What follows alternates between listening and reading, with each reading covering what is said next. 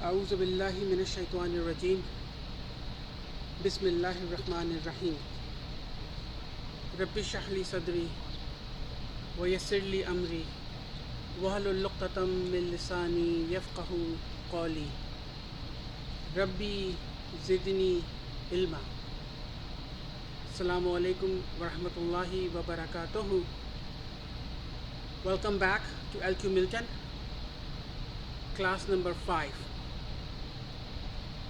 The agenda for this class was distributed and shared on the WhatsApp group. So inshallah, the first section of the agenda is to remind ourselves and recap what we had learned last Saturday.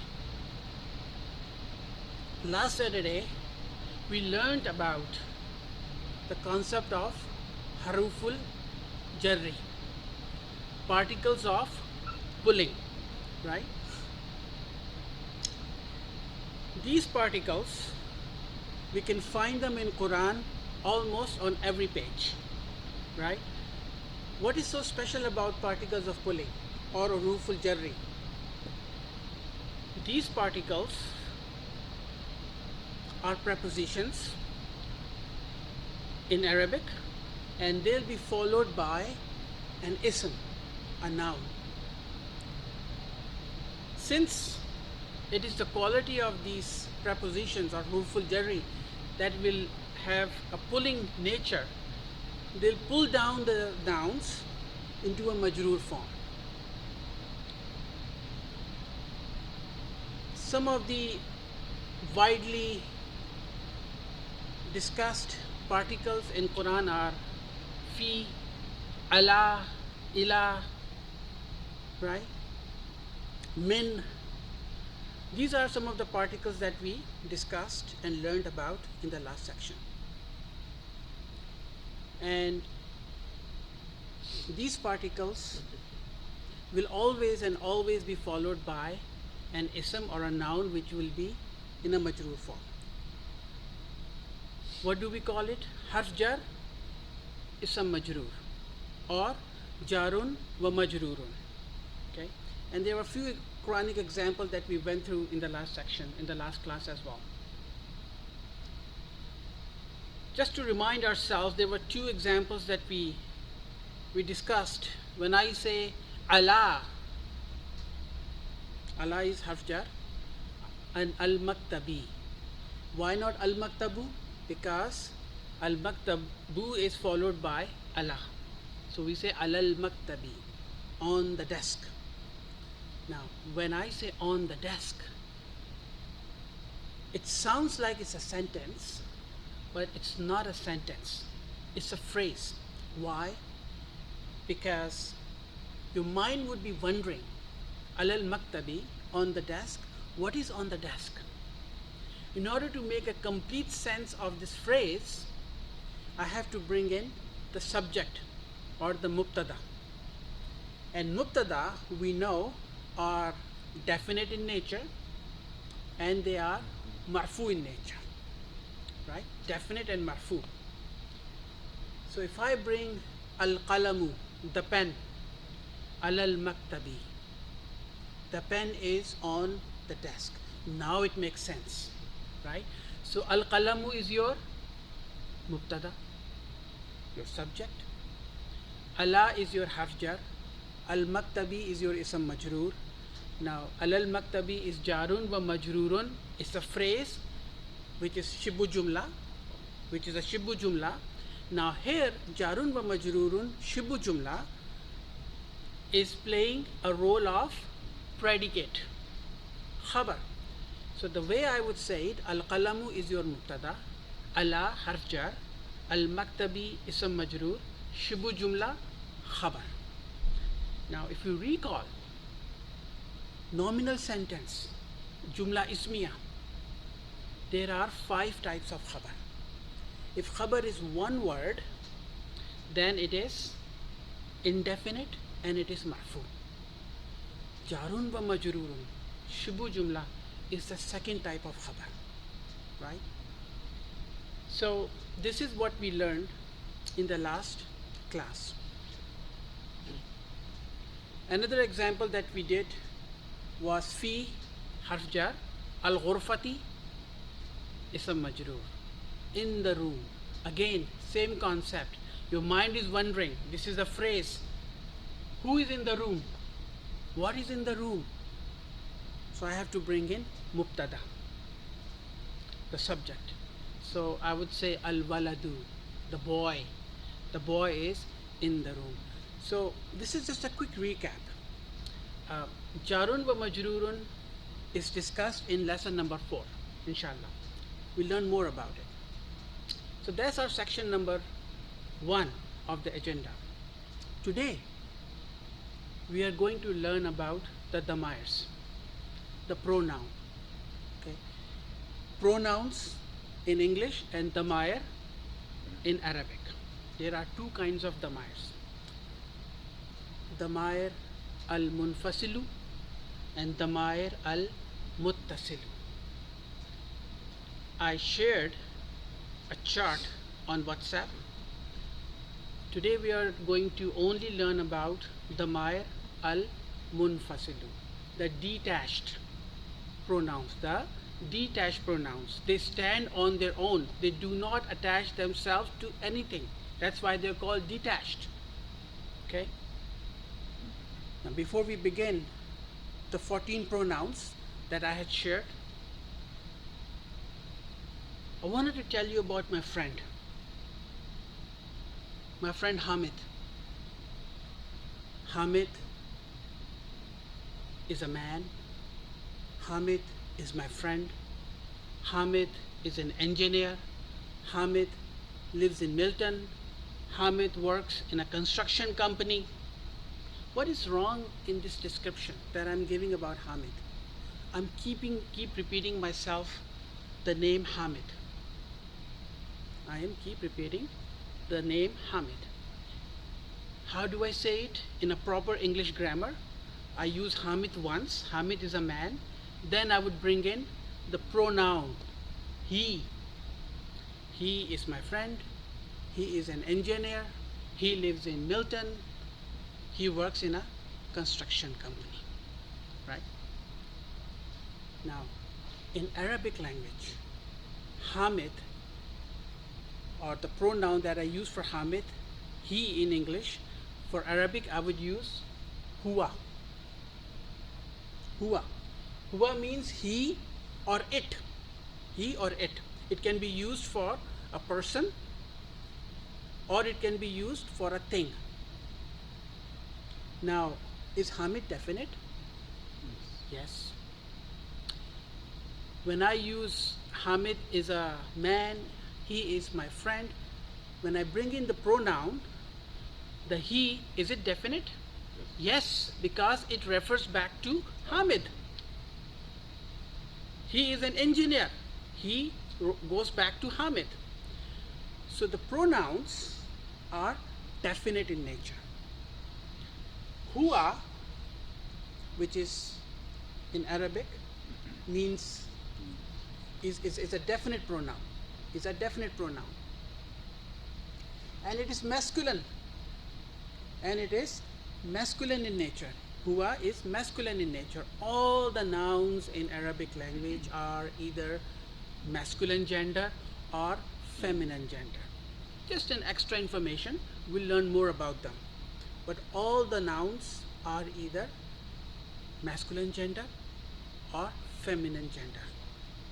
Huwa is a masculine gender. Huwa is used for he or it, a thing which is, or a noun which is masculine in nature. This is huwa. Now I wanted to tell you about my another friend. His name is Yasir. Hamid and Yasir, right? So Hamid and Yasir are men. They are my friend. They live in Milton. They are engineer. They work in a construction company. Now here, I'm not using a pronoun he. I'm using a pronoun they. And how many friends I'm talking about? Two friends. Who are they? Hamid and Yasir. Right? Hamid and Yasir. But I'm using the pronoun they. What if I have three friends? Hamid, Yasir, and Khalid. These are more than two friends. Do I use a pronoun they? Yes. So in English grammar, more than one, we always use a pronoun they. But in Arabic grammar, we have a special pronoun for two person or two things, right? And then more than two, we have a different pronoun. So rather than using a they for more than two person, I would use huma. Huma is for two. Huma is for two people. So when I say Hamid and Yasir are my friend, in Arabic grammar, I would use huma. But as soon as I move from two to more than two, I would use hum. So this is something very special in Arabic. Huwa is for singular. Huma is a dual. Dual means two. Is pronoun used for two. And hum is for plurals. Al-jama. Now, one thing we said that Hamid is definite, and the pronoun used he or huwa is definite as well. Is Hamid third person? Yes, Hamid is third person. Hamid is not present here, right? So huwa, huma, and hum, the three masculine pronouns that are used in Arabic grammar are al-ghaib or third person. They are masculine in nature, they are marfu, they are definite, they are mabni, and they are third person. Now, I used three qualities for huwa, huma, and hum, and they apply to all of them basically. What are those? They are marfu, they are mabni, and they are marifa or definite. Here, marfu, mabni, and marifa. Marfu means nominative case, mabni means fixed, and marifa means definite. So huwa, huma, and hum, and all of the pronouns, the 14 pronouns that we will discuss, they are definite in nature. They are detached, they do not attach themselves to anything. They are all marfu and they are all mabni. And what do we know about mabni? Remember the example for haza? Haza remains haza. Haza would not change. Similarly, these pronouns would not change. Huwa will remain huwa always. Huwa will remain huwa, huma will remain huma, and hum will remain hum. And they are definite. Why? Because when these pronouns, all 14 of them, when they come in Quran,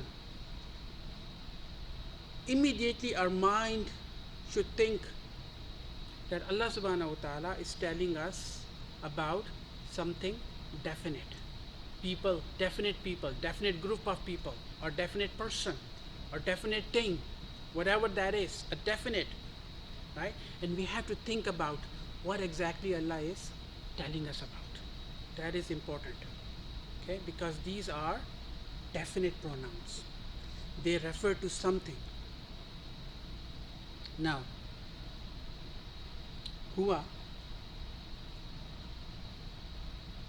a third person, marifa, marfu, mabni. A very nice example from Surah Al-Ikhlas. Qul huwa. Qul huwa Allahu ahad. What is this huwa? He. Allah. Ahad. One. This huwa here is a pronoun. Damir munfasil. A detached pronoun. What is kul? Kul is your verb. Kul is your verb, which means you say. Remember when we say verb, whenever there is an action, there is always a doer of an action. We haven't learned this yet, but I just wanted to give you a flavor, like how grammar, Arabic grammar, will bring emotions in an ayah. Now, when an action occurs, when I say somebody to say something, I can say it in different emotions. I can request them to say something. I can just casually say them to say something, or I can order them. Order. And when you give an order, you don't give an order to a third person. You give an order to somebody who is a second person who is in front of you.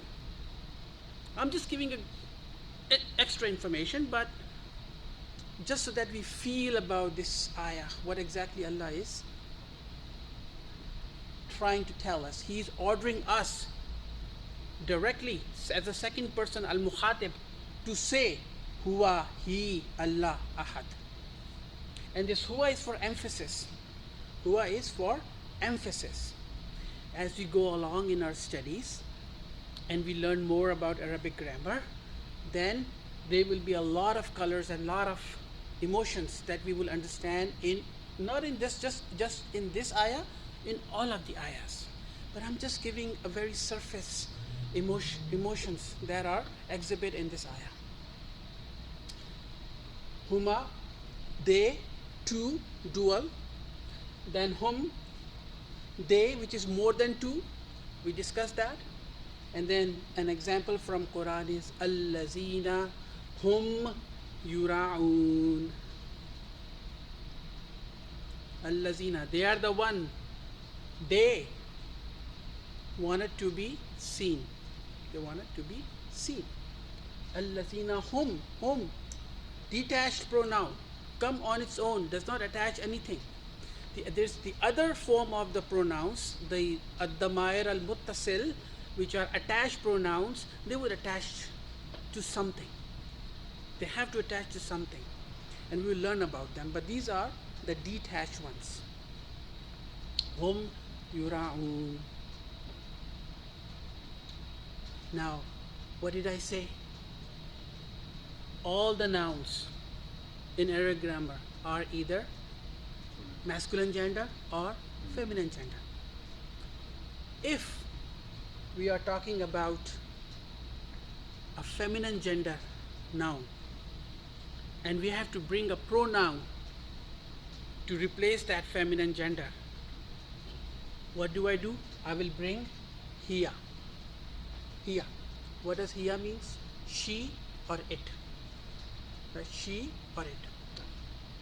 An example from Quran, hiya hatta matla'il fajr.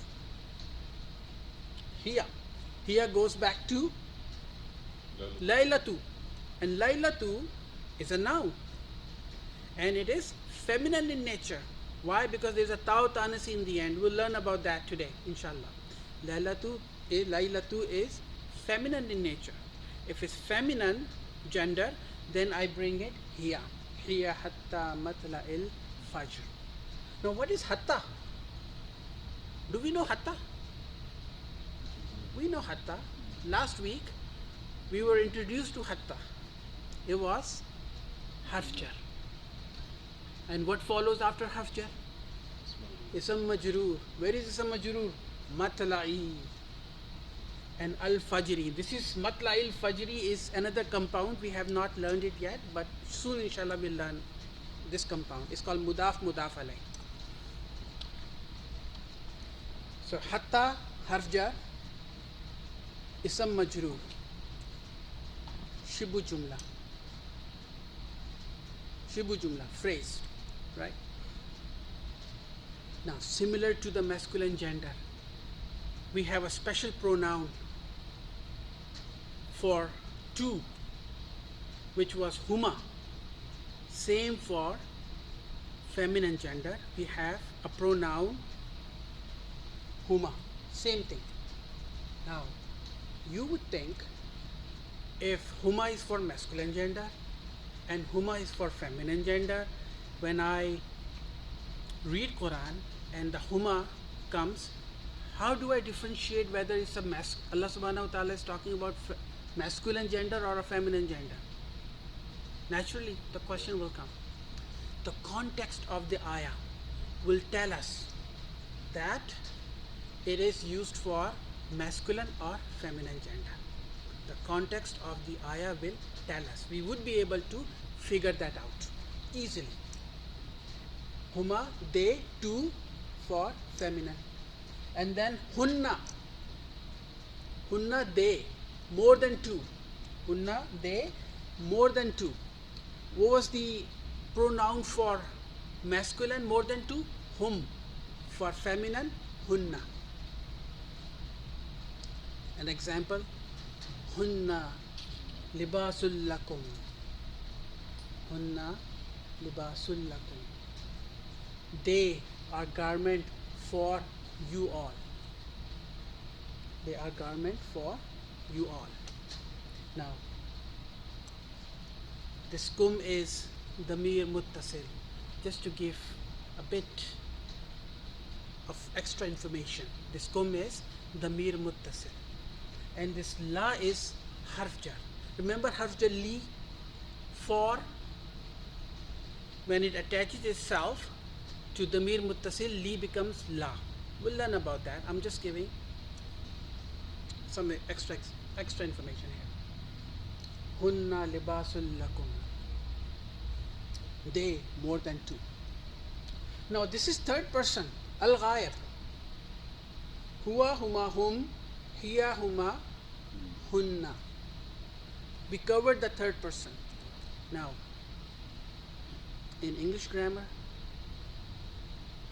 when there is a second person, regardless whether it's one person, regardless whether it is two person, or whether it is more than 2%, we use a pronoun you. We use a pronoun you. Regardless of it's a singular, plural, we use you. In Arabic grammar, we have 6 pronouns for you, 3 for masculine gender, similar to third person, and 3 for feminine gender. Okay, when it's a masculine person, he is in front of me, a singular, I would use anta. I would use anta. Now, anta. Here is a Quranic example. فَذَكِّرْ إِنَّمَا أَنْتَ مُذَكِّرْ.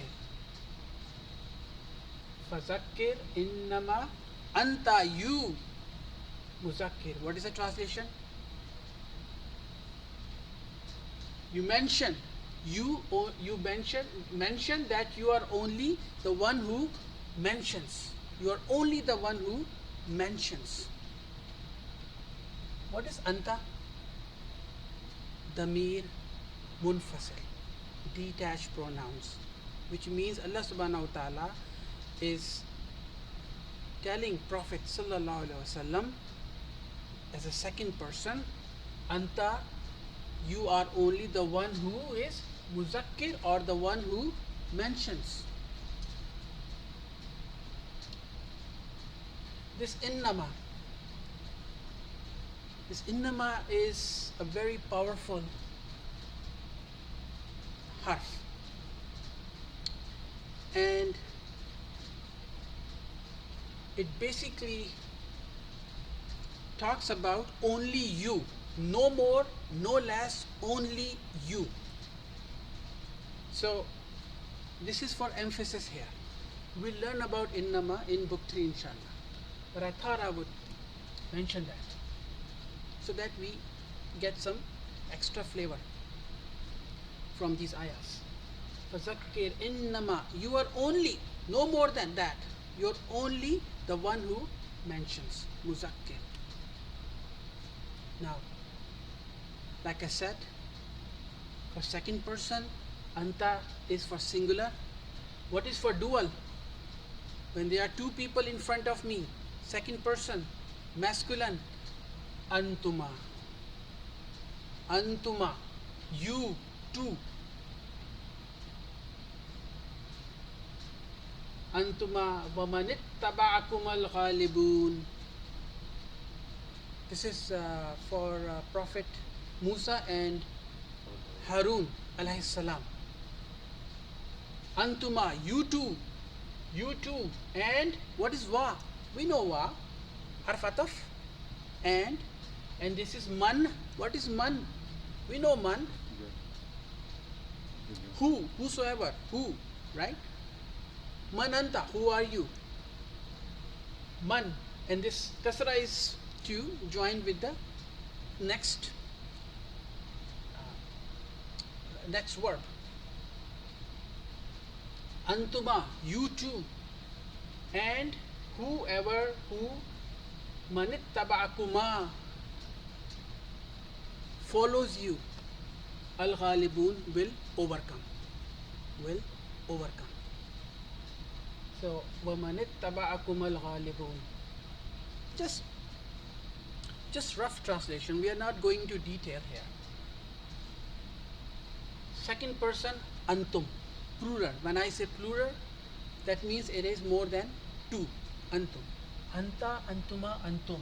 You, but more than two. Wa antum libasul lahunna. What is this wa? Harfat. And antum, you all. Second person, you all. Libasul lahunna, garments for them or they. Right? Them or they. So this is the masculine gender. Similar to the third person, we have three pronouns for the feminine gender. What was for masculine? Anta. For feminine gender, anti. Anti, you, feminine, singular.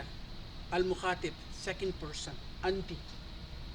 Then antuma, for two, feminine gender, mukhatib, second person. Are they marfu? Are they all marfu? They are all marfu. I said all 14 of them are marfu. Are they marifa or definite? Yes, they are all definite. Are they mabni? Yes, they are all mabni. They do not change their state. So remember the rule, meme, meme and meme, or three M's, whatever you want to call it. Three memes or three M's, whatever you want to call it. Marfu, mabni and marifa.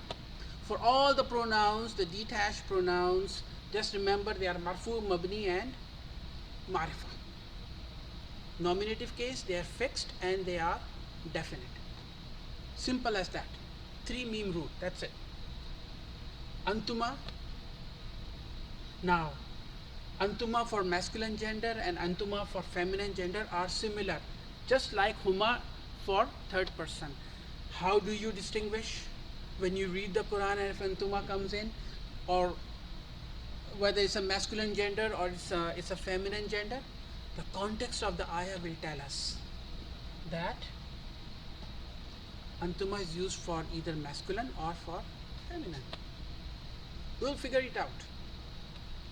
Now, for feminine gender, the plurals, more than two, antunna. Antunna. You, feminine, more than two, second person. Meme, meme, meme. Marfu, mabni and marifa. So every single time these detached pronouns comes in, we will think about it. A, it's marfu. B, it's mabni, it's not going to change.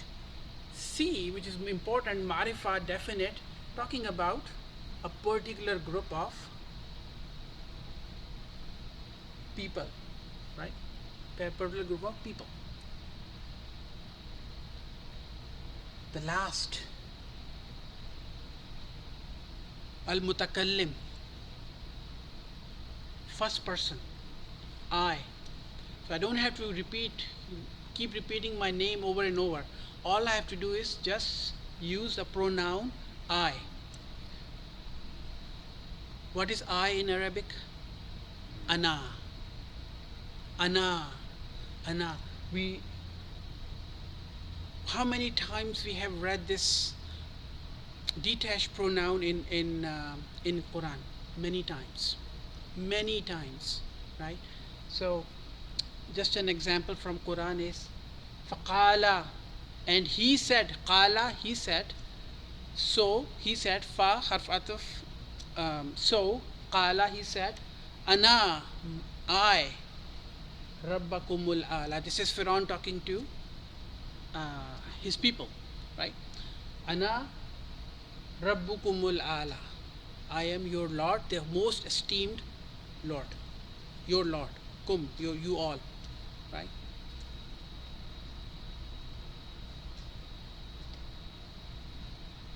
This is I, ana. And then we, nahnu. Nahnu is used in Arabic for we, a pronoun. And nahnu has been used many times. Allah subhanahu wa ta'ala himself has used nahnu because of the majestic language that he has used for himself. And look at this ayah. This ayah is bringing so much emphasis, and we'll try to just understand this ayah a bit more detail, because wonderful. Inna, what is inna? I think in lesson number 1, or so class number 1, we talked about the word inna. Innal insana, right? So that inna is harfu taqid, is a particle for emphasis, and inna cannot be translated the way it's translated. It does not justify the translation. Inna has to be felt inside your heart.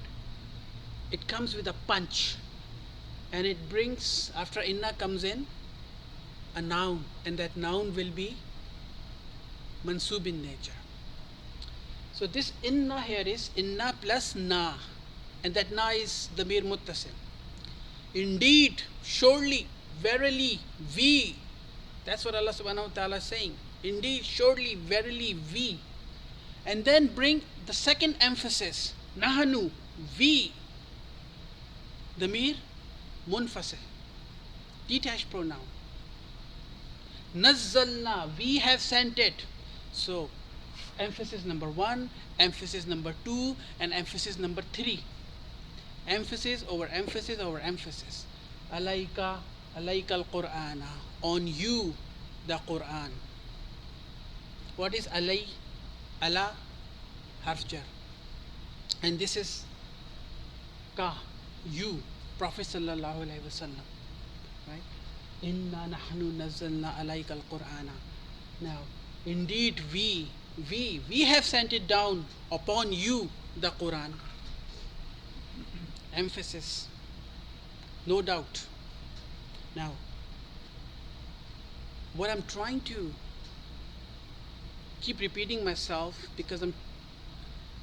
but the emphasis that is used in this ayah cannot be translated, right? These emotions, these emphasis cannot be translated. You can only feel them in your heart. And the Arabic grammar, once we have a good understanding, and we go back to an ayah, and then we grammatically analyze it, and then understand the emotions there, and try to understand the emphasis that ayah is bringing in, that cannot be explained in words. That cannot be explained in words. You can only feel it.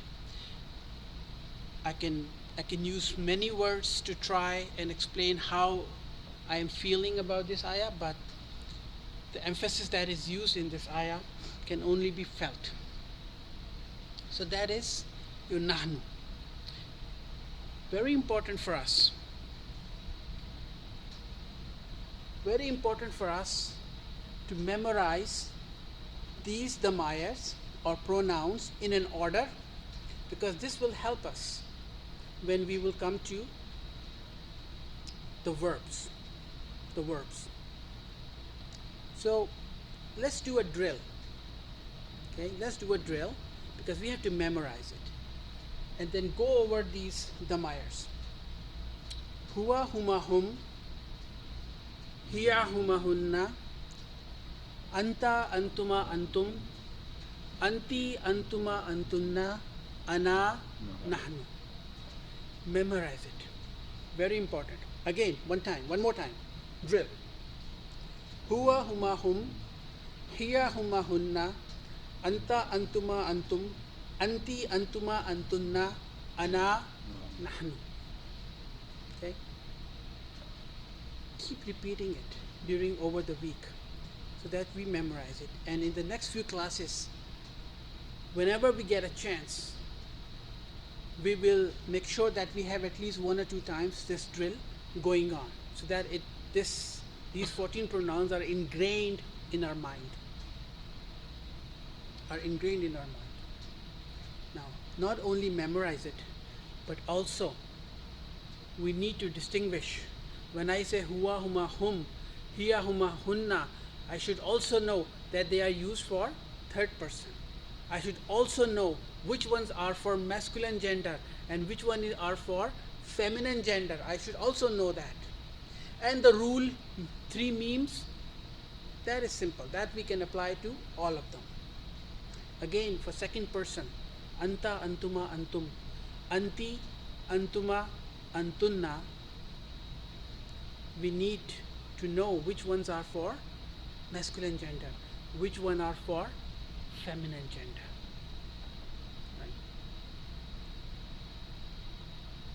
And then which one are used for singular, which one are used for dual, 2, or which one are used for plural, more than 2. This is something different in Arabic grammar than the other languages.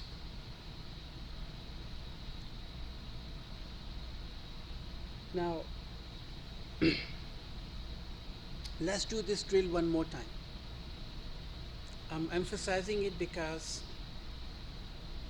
it is important for us because we are going to be starting verbs very soon. Huwa huma hum, hiya huma hunna, anta antuma antum, anti antuma antunna, ana nahnu.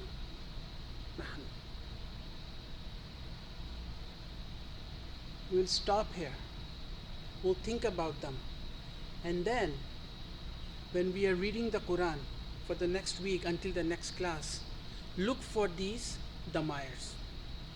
Try to find these damayers. If you come across these damayers, try to identify them and see them whether these are used in third person or a second person or a first person. They are used for masculine or feminine.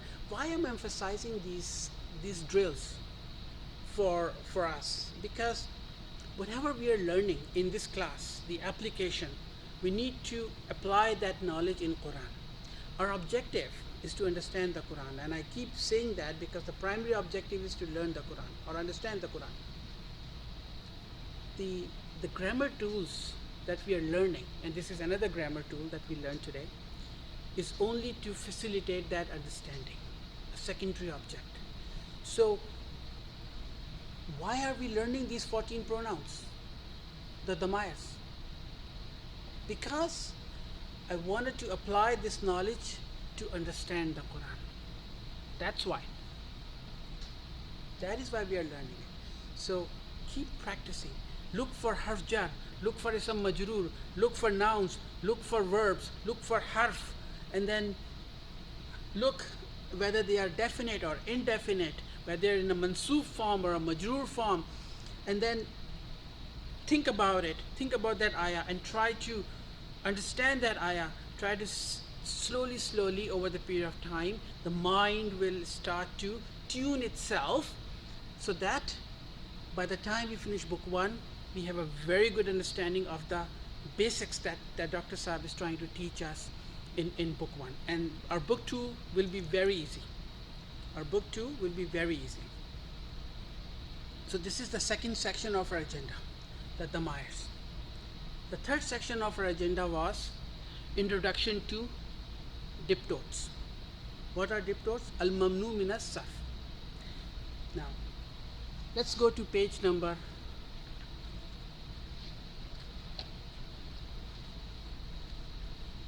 23 of lesson 4. Page number 23 of page 4. Lesson 4, page 23. There are two columns there. The right hand column and the left hand column. On the right hand column, there are few names mentioned there. Let's go over those names. Muhammadun, Khalidun, Hamidun, Yasirun, Ammarun, Sa'idun, Aliyun, Abbasun. Right? They are all ending with the dun sound, the tanween sound. They are all marfu. They are all marfu, and then they end with a tanween, dun sound. Now, Muhammadun marfu. What will be Muhammadun in a mansub form? Muhammadan. What will be Muhammadun in majroor form? Muhammadin. Same for Yasirun, Yasiran, and Yasirin. Khalidun, Khalidan, Khalidin. So these nouns ending with a tanween sound will decline fully from a marfu form into a mansub form into a majroor form, so you can actually observe the dun dan din sound. Let's look at the left hand column. Asmaul Muannas, the feminine names. Aminatu, not tun, tu. Zainabu, Fatimatu, not tun, tu.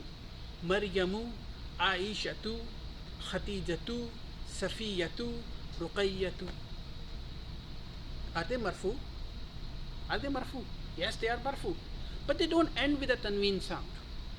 They do not end with a tanween sound. Even though I can see a dhamma there, they are marfu, but they are not ending with a tanween sound. Now, let's take a look at Aminatu. Aminatu is marfu. What will be Aminatu in a mansub form? Aminata. Right? Aminata. Just like Muhammadun will become Muhammadan, Aminatu will become Aminata. What is the majroor form of Aminatu? Aminata. Aminatu is a diptote. The nouns which are ending with a single dhamma are diptotes. In Arabic we call it al-mamnu min as-sarf, forbidden to decline. Now in a majroor form it will remain Aminata. It will not go to Aminati. No. It will remain Aminata. Now how do I know? How do I know a noun which is a diptote is whether in a mansub form? Because mansub form and a majroor form sound similar. Aminata, Aminata. How do I know? The role this noun is playing in the sentence. We should be able to figure it out whether this is in a mansub form or it's in a majroor form. Similar to haza. Similar to haza or zalika. Right? The role that noun is playing in a sentence will tell us whether this is a mansub form or this is a majroor form. Now, are these the only nouns that are diptotes? No. Arabic language is very vast in nature. Over the period of time, it adopted many nouns in its language, and any foreign name, when it is used in Arabic language, to identify that it is not an original Arabic noun, that noun will become a diptote. For example, just give an example. Allahumma salli ala Muhammadin wa ala ali Muhammadin kama sallaita ala Ibrahima. Why Ibrahima? Allah comes, harf jar comes, right? What follows after harf jar? Ism majroor. Why Ibrahima? Why not Ibrahimi? No, because Ibrahimu is a foreign word, foreign noun to Arabic language. So this is a diptot, right? So, so from our knowledge, we know what follows harf jar? Ism majroor. So I know that ala Ibrahima is majroor, majroor. Wa ala ali Ibrahima innaka hamidum majid. So the nouns which are foreign to the Arabic language, they are adopted by the language, but then in order to keep them, have their own identity, that's a better word. For those foreign nouns, for them to have their own identity, they remain as diptotes. So remember this example. Allahumma salli ala Muhammadin wa ala ali Muhammadin kama sallaita ala Ibrahima. That's one thing. And then the Asma'ul Muannas. We'll come across many diptotes in our course of study. But this is just a concept, an introduction. If you remember it, that's fine. If don't worry about it. Okay? Even these damirs, the pronouns, this is just beginning. We are just starting our course of study. If you remember some of it, that's fine. Keep practicing. And we'll keep I'll repeating it myself many times. Over the next few classes, I'll keep having those drills 1 or 2 times so that we know what we are saying. We understand it, we memorize it. So this is an introduction to the diptotes. Diptotes, there are certain nouns which are al-mamnu min as-sarf, forbidden to decline completely. In a mansub form, in a majroor form, they will remain in a similar format. But the role that they are playing in the sentence will tell us whether it's a mansub form or it's a majroor form. Okay? And I'll keep repeating these concepts over and over. Just like I'm repeating harf jar ism majroor many times. I'm repeating here. I'm repeating a lot of the concept that we have learned in the last 4 classes. I keep repeating them. So there's a lot of repetition. But then you have to make a habit of applying these concepts or these tools in the understanding of the Quran. The last part of our agenda is we'll start lesson number 4, page number 21. This is not a new concept for us. We already know about harf jar and ism majroor. We already know about them. We already know about the definite nouns. Let's begin. Al-baytu. Why not it is baytun? Because al comes. The particle al comes. Al-baytu. The house. The house. Fil bayti. In the house. What is fi? Harf jar. What is al-bayti? Ism majroor. Jarun wa majroorun. In the house. Does it give me a complete sense or give us a complete sense? No. What is in the house? Who is in the house? Right? So this is the phrase.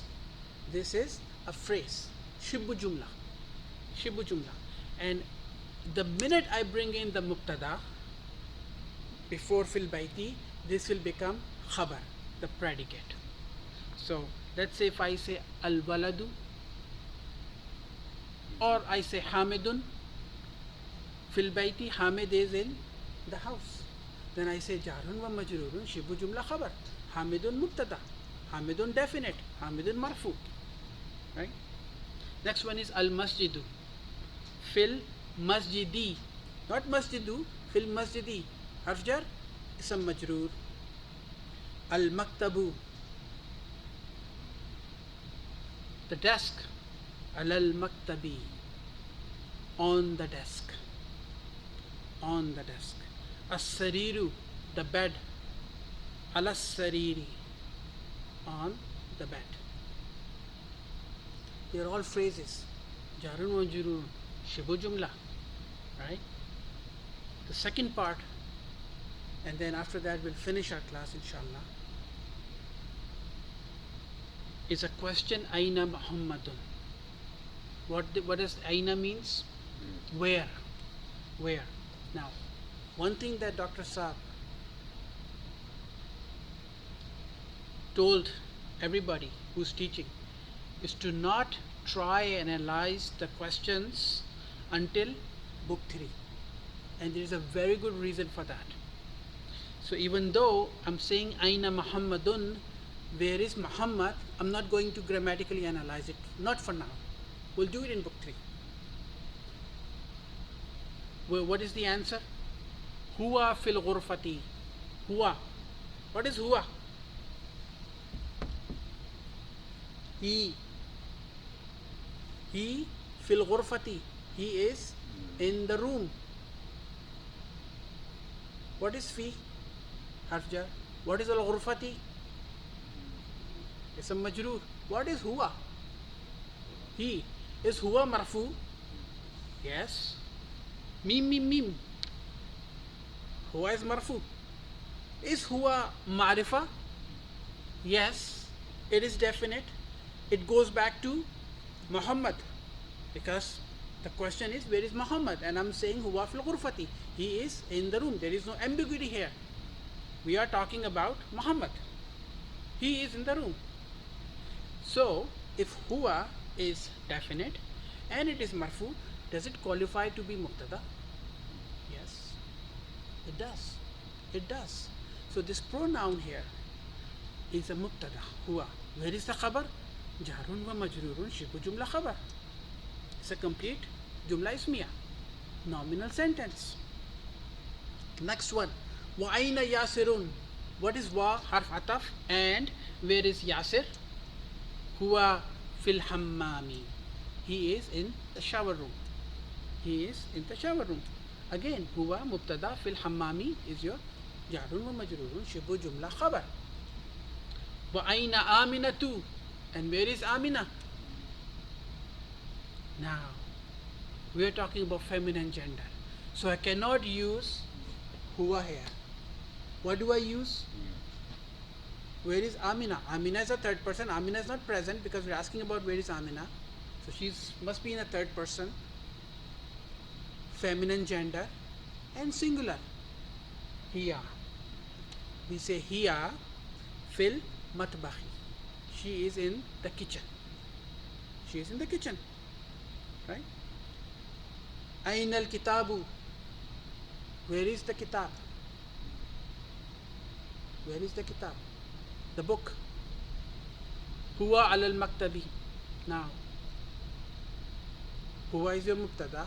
Al maktabi is your jarun wa majrurun shibu jumla khabar. This, why we're using huwa here? What does it tell me? Does that tell me al kitab or the book is masculine? Yes, it is masculine. Right? So, like I said, all nouns in Arabic language are either masculine gender or feminine gender. With practice, we'll get to know them, but there are some visible signs. For example, in the next one, wa aina as-sa'atu, and where is the watch? You see, as-sa'atu, at the end there is a ta, the goal ta, the round ta. It is called ta'u ta'nisi. So the nouns that end with the ta'u ta'nisi or the goal ta or the round ta, they are feminine in nature. So when I say as-sa'atu, that means it is feminine. So the answer is hiya ala sariri. It is on the bed. Now, al-kitab is it. It is. Aina al-kitabu. Where is the book? Huwa al maktabi. Do I say he? No, no. I say it. It is on the desk. Wa aina as-sa'atu, and where is the watch? Hiya ala sariri. It is on the bed. Then I don't use the he or she because we are talking about a thing, a noun, a thing. And I'm using here because as-sa'atu is feminine. How do I know that? Because the ta'u ta'nisi came in. That brings us the first page of lesson number 4. We will do the tamareen in the next class number 6 inshallah. And with that, we'll finish our lesson, our class number 5. أعوذ بالله من الشيطان الرجيم بسم الله الرحمن الرحيم لا يكلف الله نفسا إلا وسعها لها ما كسبت وعليها ما اكتسبت ربنا لا تؤاخذنا إن نسينا أو أخطأنا ربنا ولا تحمل علينا إسرا كما حملته على الذين من قبلنا ربنا ولا تحملنا ما لا طاقة لنا به واعف عنا واغفر لنا وارحمنا أنت مولانا فانصرنا على القوم الكافرين. السلام عليكم ورحمة الله وبركاته.